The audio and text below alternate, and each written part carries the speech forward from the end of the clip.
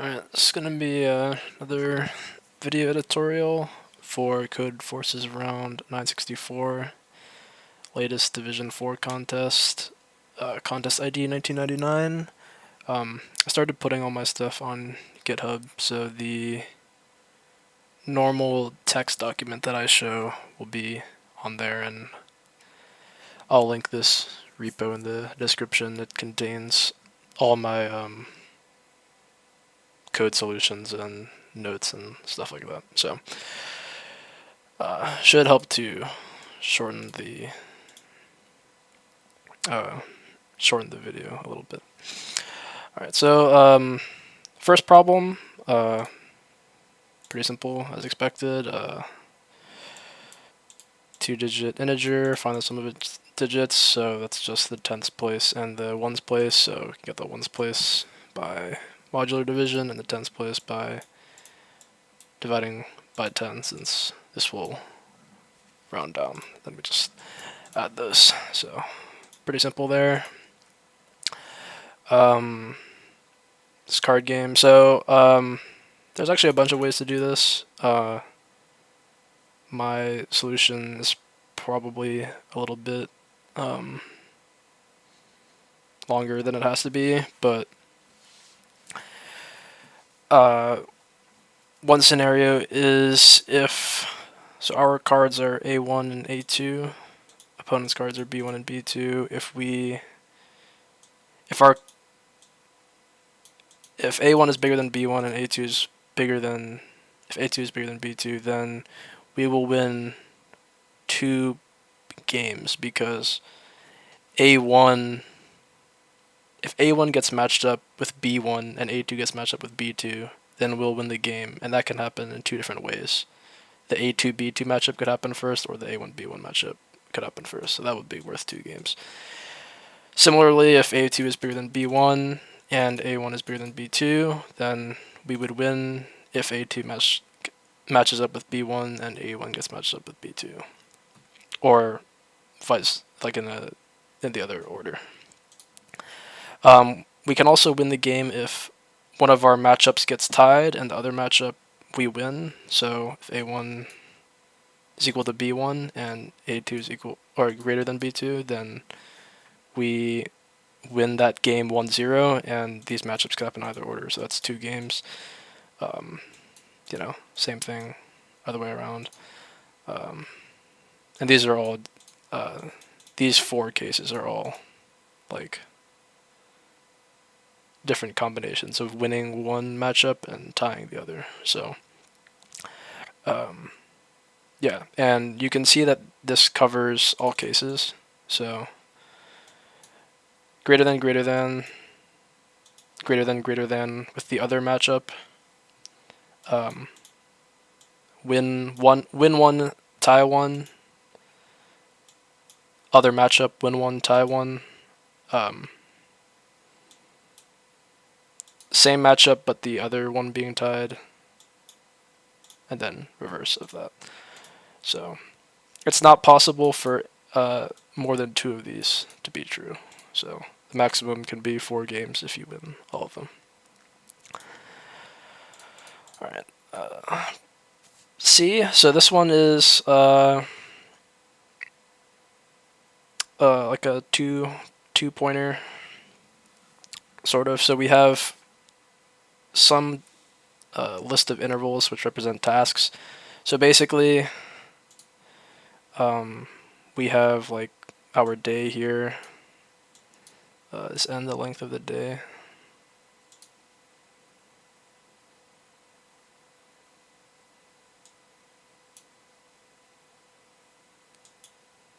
Or m, okay, m is the duration of the day, so m.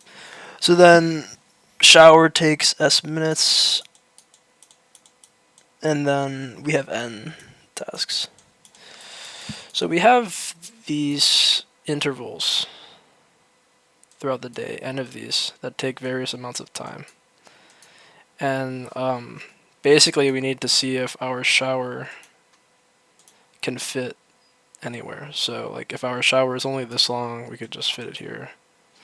If our shower is I guess this is not really drawn to scale, but if our shower was this long, then we would only be able to fit it here.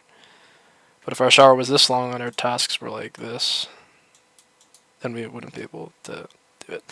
So basically, we want to iterate over the tasks and check each gap. So in this example, we would check this gap, this gap, this gap. We check all these gaps to see if there's enough time in the day to fit our shower in, and if this task doesn't reach the end of the day, then we should check the gap here as well. So this is my implementation. So take in the interval, and we check the start of this current task at the end of the last task. So we're checking, we see this task, we're checking this versus this, and that's what this gap is. And we compare that to how many minutes our shower takes.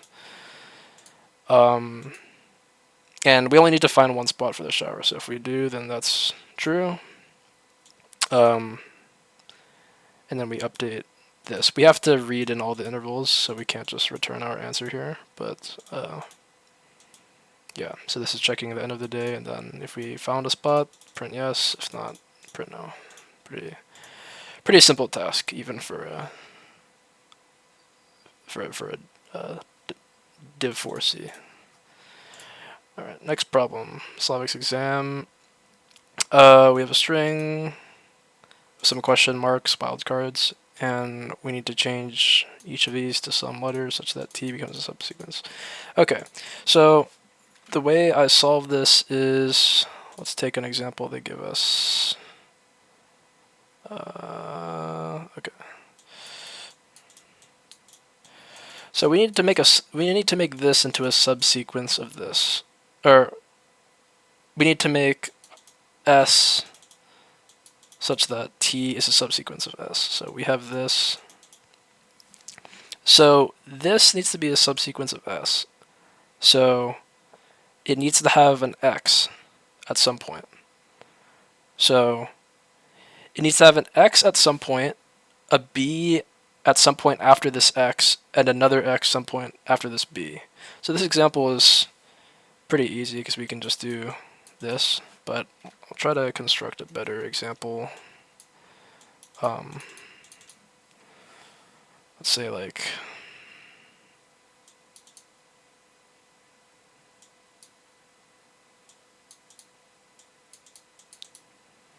and then we have, I don't know.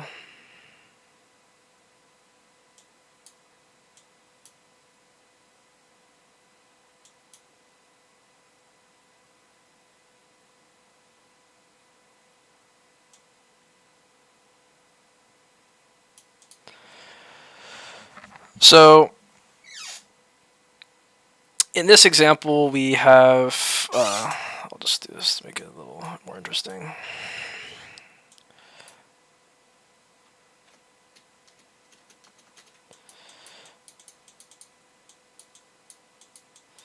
So in this example, so we need to put an A somewhere. So we have a pointer here and a pointer here. So we say, is this an A? No. But since it's a question mark, we can make this A. So we make this A. Okay. So now that this is taken care of, and this is taken care of. So we move. So we go here and here. Does this match? Yes. Okay, good. That's taken care of. Here and here. Is this a C? No, but it's a question mark, so we can make it a C. Okay, that's taken care of. What about here? Do these match? No. Is this a question mark? So we can change it to an F? No. Okay. So we're done looking at this, but this is not taken care of yet. So this pointer moves here. Is this F? No, but it's a question mark, so we can make it to F. Okay. So this is taken care of, and this is taken care of. So we move here and here. Okay, we're at the end of the string. So that means we're done, because we took care of all characters in T. Let's do an example of one of the ones that has no solution. So A, B, question mark, E, D, A, C. So, okay, we start here. Does this match? No. Okay, done with this. This is not taken care of. We move here. Match? No. Done looking here. This is not taken care of still. Okay, this is a question mark, so we can make this D. So this is taken care of. This is taken care of. So we go here, here. It's a question mark. We can make it A. Taken care of, taken care of. We're here and here. Match? No. Done with this. Okay, we ran out of characters, and this was not taken care of. So the answer is no. So how we implement this is we have our 2 pointers here. S pointer is for S, and then I is the T pointer. So we need to take care of each character in T. So this will keep track whether we've taken care of it or not. And we're just going to iterate over S until we run out of characters. So if we find a match, so like in this example,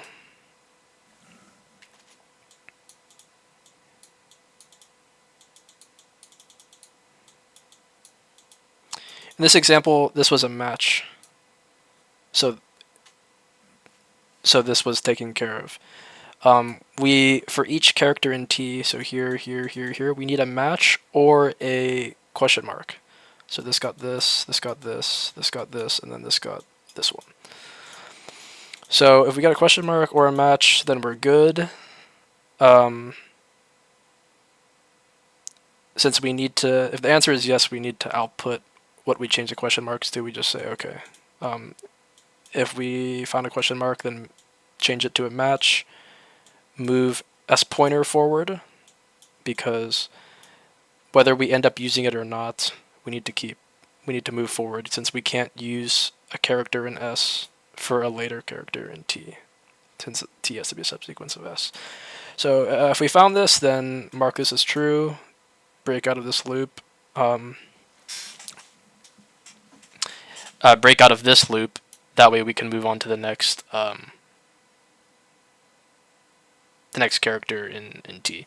So if we got to this point without breaking, without setting good to true and breaking, it means that Ti is not fulfilled, but we ran out of characters in S. So like, at this point, I was here, but S pointer was here. So we ran out of characters. So there's no solution. If we got to this point, it means that we successfully found a match or a question mark for every character in T. So, but we need to fill in the rest of the question mark. So you can put whatever letter. So if we had like the first example they gave, where it was like this. Like if we make this X be X, then we still have these 2 question marks. We can put like whatever letters in there. It doesn't matter. So I just chose X. And then we just print out the string that we've been constructing. Okay. Next question. E. So E, what is this? Triple operations. Okay. So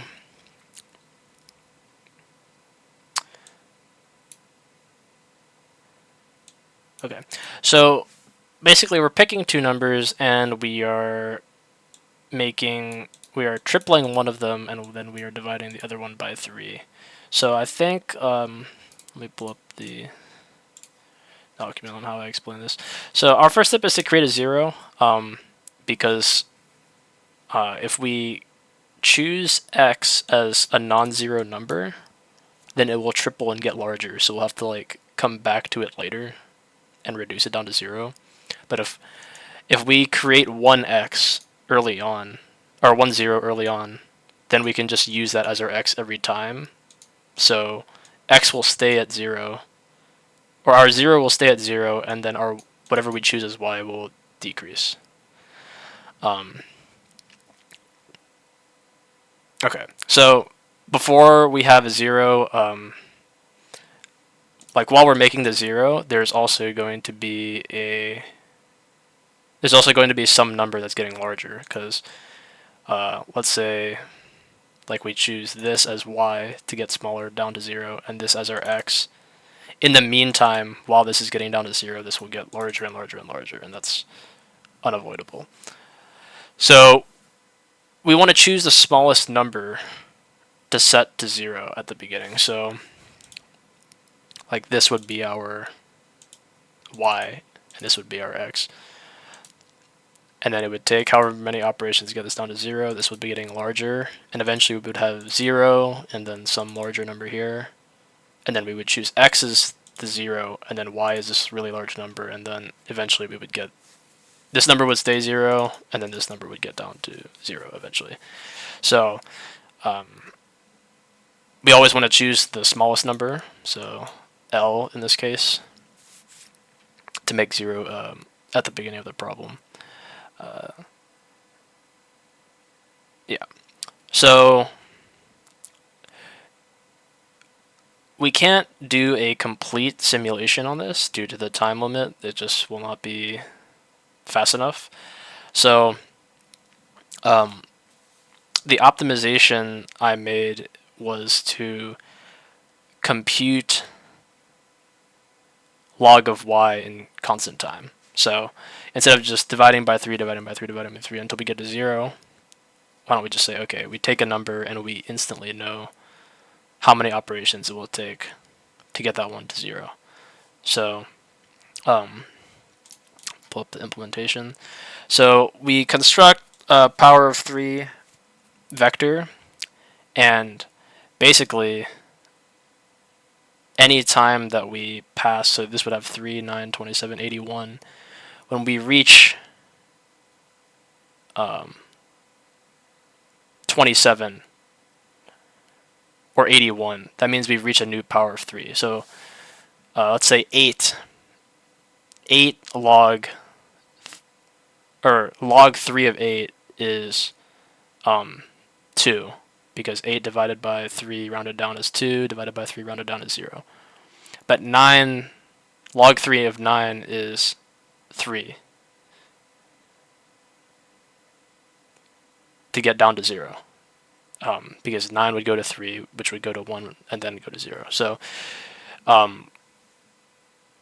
we would need 3 operations for 9, 4 operations for 27, and then 3 operations for any number in between. So as we're iterating from L to R, whenever we reach a number that is a power of 3, we say, okay, this will take 1 extra operation compared to the previous number, and then all numbers after it will take the same number of operations until we reach the next power of 3. That way, for each number on the blackboard, we're calculating it in constant time. So instead of log of that number,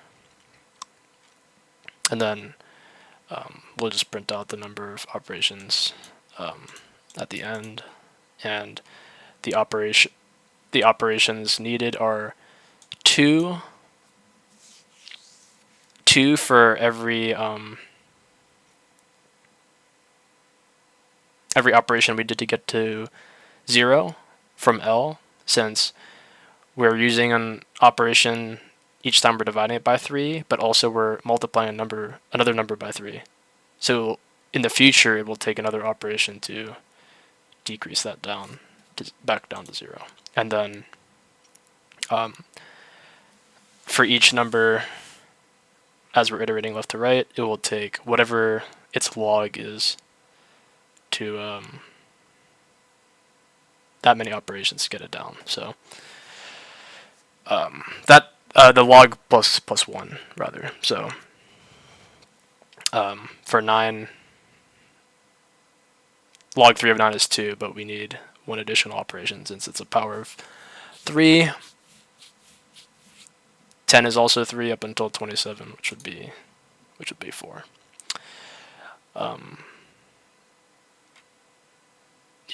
Okay.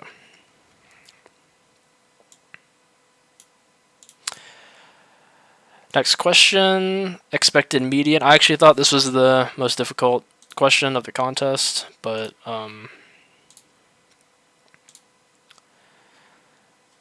that's also because I haven't done too many of the problems with modular arithmetic. So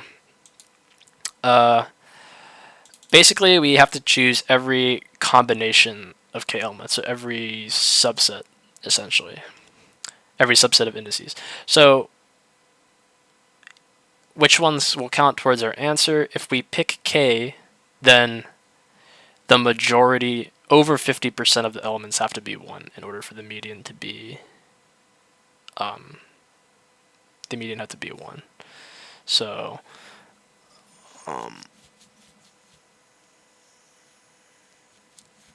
or those are the ones that count. Because if the median is 0 for a subsequence, then obviously it won't add to the final sum. And the median clearly can't be more than 1 in a binary sequence. So the first thing we're going to do is get a count of zeros and ones in the input, so in the array they give us. And we just see how many subsequences, different subsequences there are if we include 0 zeros, 1 0, 2 zeros, up until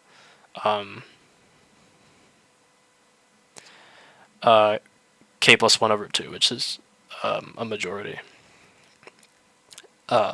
So any amount of zeros from 0 up until less than 50%. So if we have 4 zeros and 6 ones in the array, and let's say k is 5, we want to try 0 zeros, so we can pick 5 ones and 0 zeros, so that would have a median, all of those would have a median of 1, clearly. And we have 6 choices of ones, and we're picking 5, so 6 choose 5 is 2, so our answer is now 2. Then we want to try 1 0, so out of 4 zeros, we pick 1 0, and 4 ones from 6, so 4 choose 1 times 6 choose 4, since those choices are independent. 60, add that to our answer. We repeat this for 2 zeros, but not for 3, because any subsequence that has 3 out of 5 zeros is going to have a median of 0, so we're not going to count those subsequences.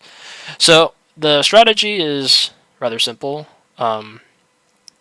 The issue comes in with the math, since the formula for n choose k is n factorial over k factorial times n minus k factorial. And the problem is this can just be like 200,000. So if k is like 100,000, then we have 200,000 factorial over 100,000 factorial. 100,000 factorial. So clearly that's like not feasible to compute without doing it modulo. What did they pick? Okay, 10 to the 9 plus 7. So the problem arises with this division, because we can do this.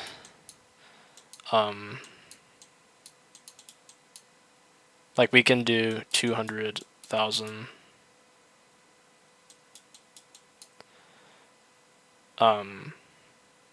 times 199,999 and then mod it.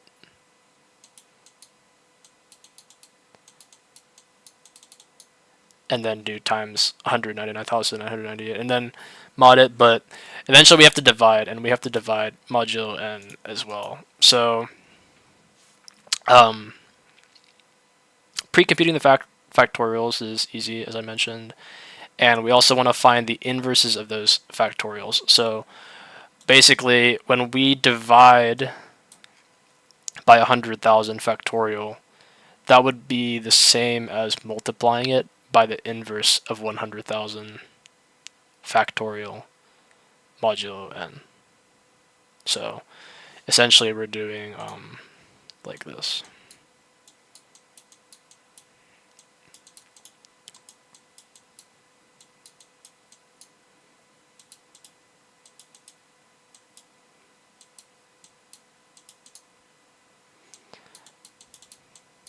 Or not n, like this. So the way I implement this is with the extended Euclidean algorithm, so that basically finds a inverse, and the inverse is if we have integer a, then we want to find b such that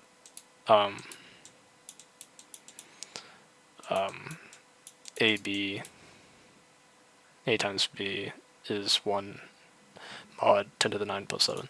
So this repo also has a reference that explains this in a little more detail, but essentially we're taking advantage of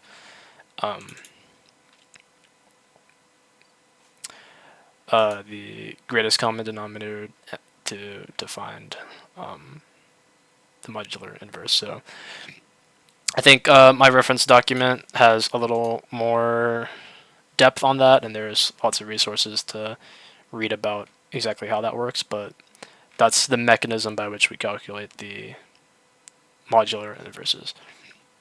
So now that we have those, we simply need to calculate, we can use our n_k formula, or n_k function, since it just takes from the pre-computed modular inverses.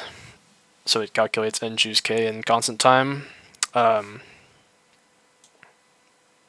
We take the product of n_k zeros and n_k ones, since those choices are independent, add that to our total while taking the mod, and then we simply print out our answer.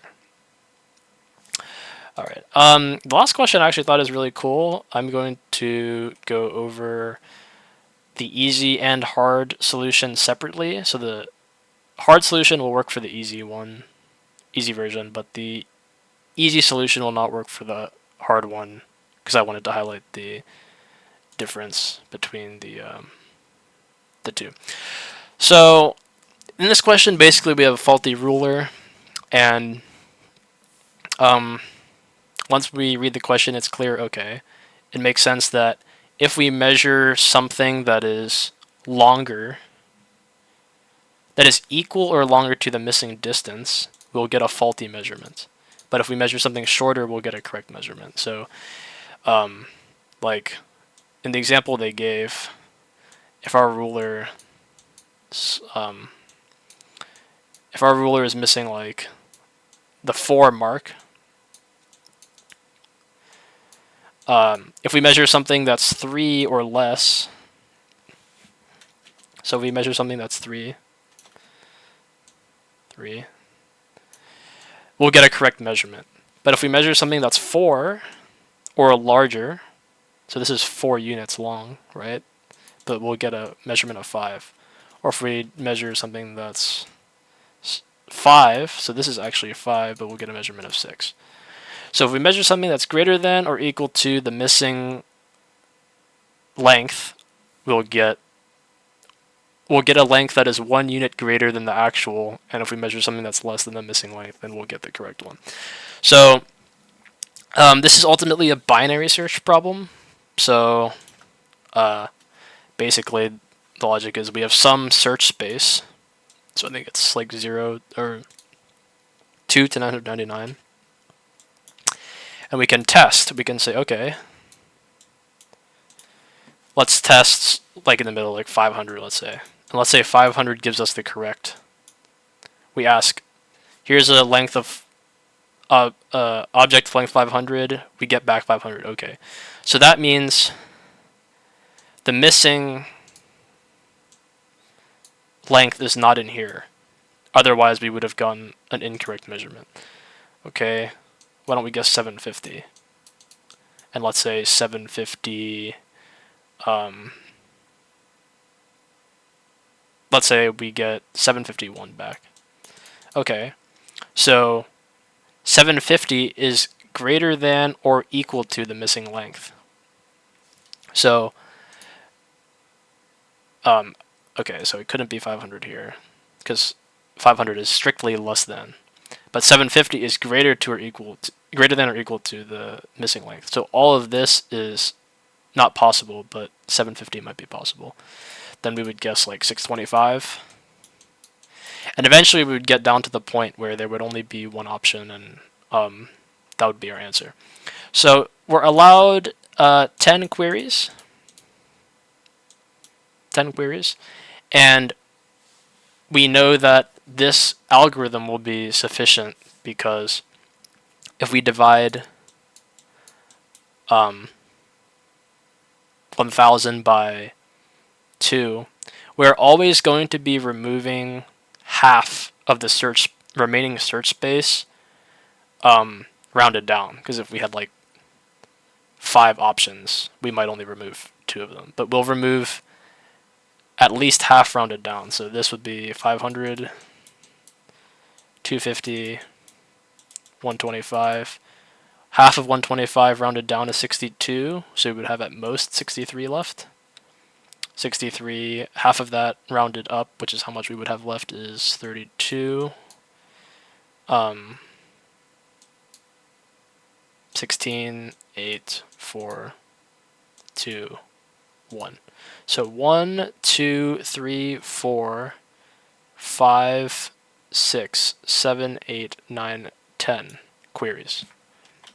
Because this is after 1, after 2, after 3, after 4, 5, 6, 7, 8, 9, 10. So 10 will be just enough for us to get that. So since this is an interactive problem, we need to like communicate with the problems program. So we can actually ask with a rectangle, but for this one I'm only going to utilize one side of the rectangle. The harder version, as you may have guessed, will utilize both, but to keep it simple, we'll just keep asking with width 1 and then length guess. So we do, this is our initial search space, take the midpoint. Our guess is going to be a rectangle of size 1 by whatever mid is. This is their response, the measurement. So if we guess with a rectangle of these dimensions, the area should be guess, obviously. So if it's correct, so if it's incorrect, then we eliminate the upper half. If it's incorrect. So in this case, like we got 750, or we guessed 750 and it should have been 751. So any number above 750 is not the missing length. So R goes down to mid because 750 could still be the missing length, so we don't want to eliminate it, so R equals mid. But if we get a correct measurement, so if we guessed 1 by 500 here, and we got back 500, that's correct. It means 500 is not the answer, and any number less is not the answer, since we got a correct measurement. So we want to make L equals mid plus 1, since the smallest possible answer is now 501. So that would be our left. And eventually we get down to L equals R. We're guaranteed to get to that point eventually. So we found it and we can break out of this loop. And our answer is L or R. It doesn't really matter since they're the same. And then exclamation mark means that this is our final answer for this problem. So Yep, and 10 will be enough as we've demonstrated before. So if we go to the hard version of this problem, we're only allowed seven queries. So if we do our math again, we start with 100. After our first query, we can be down to 500. 2, we can be down to 250. 3, 125. 4, 63. 5, 32. 6, 16, 7, 8. So we can't, if we're only using one side of the rectangle, then we can only get down to 8, which isn't good enough since we need to get down to 1. So this is where the other side of the triangle, or rectangle, comes in. Basically, what we're doing is ternary search. So this is our search space. And instead of choosing the midpoint and then eliminating this half or this half, we're going to split it up into 3 segments and eliminate 2 of them. So we just split this up into thirds, and we'll be able to tell with one query whether we're here, here, or here. So we're not actually reducing, instead of eliminating half of the search space, we're eliminating 2/3 of it every time. So if we have 1,000, we'll go down to like 333.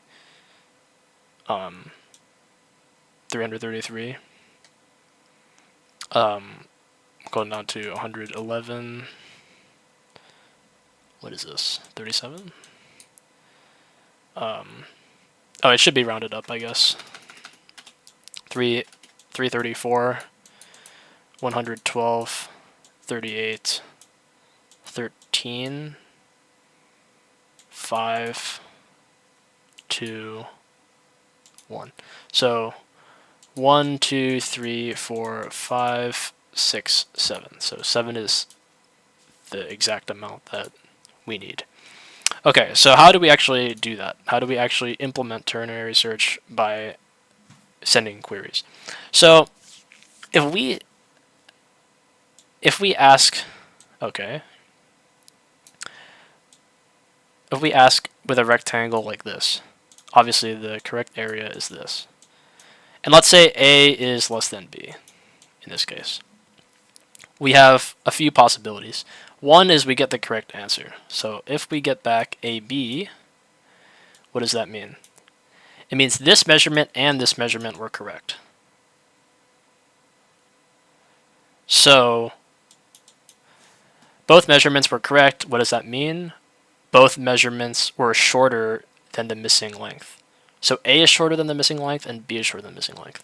So in our interval here, so let's say we split it up like this, and we made this A, and we made this B. If this is the case, if this is what we get back, A and B were correct, it means both are less than the missing length. So this, we are not in this area, and we are not in this area. So the answer is somewhere in here. So we've eliminated 2/3 of the search space. Okay, that's one possible case. What if A is correct, but B is incorrect? Like, so we would get this back as our answer. Well, A is correct, so we can't be in here, otherwise we would have gotten the wrong answer. But B is not correct. So we're not in here either. Otherwise we would have gotten a correct answer for B, but we got a wrong answer. So it means we're somewhere in here, because A was correct, but B was not. So we're somewhere in this area. So once again, we've removed 2/3. And the last possible answer we could get is A plus 1, B plus 1. That means they're both incorrect measurements, so it means we're somewhere in here, including A.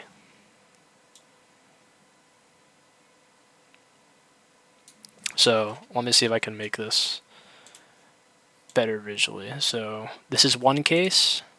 This is another case, and this is the third case.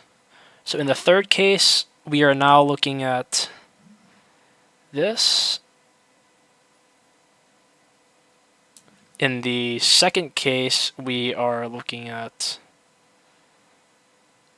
this. Pay close attention to the boundaries. And then in this case, we are in this region.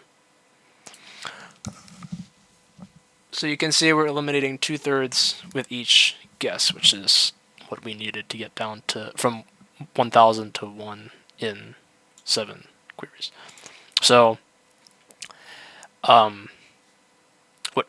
whatever our search space is, we take 1/3 of the way across the interval, so right here, and then 2/3 of the way across. And then that's going to be our B. So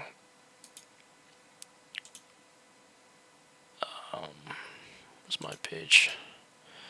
Yeah. So mid 1, mid 2.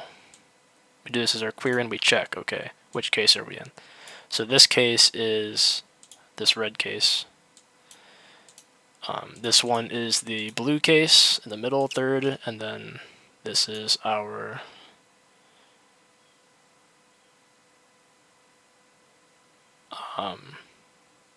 green case. Actually, no, I have it reversed. This is the red case. This is the blue case, and then this is the green case. Because if they're both wrong, then the missing length has to be less than both of them, so it has to be in this green region. And yep, same concept. When we find the answer, break out of this loop and print it out. So yeah, I thought this was pretty cool. I actually didn't know what ternary search was before this problem, but I sort of figured it out during the contest. So I thought this was a pretty cool contest. I solved every problem except F during it. It's the most problems I've ever solved in a contest, 7. So yeah, hopefully this is useful. I will link this repo, which has my code for almost every contest I've done. I still have to add some solutions I have locally.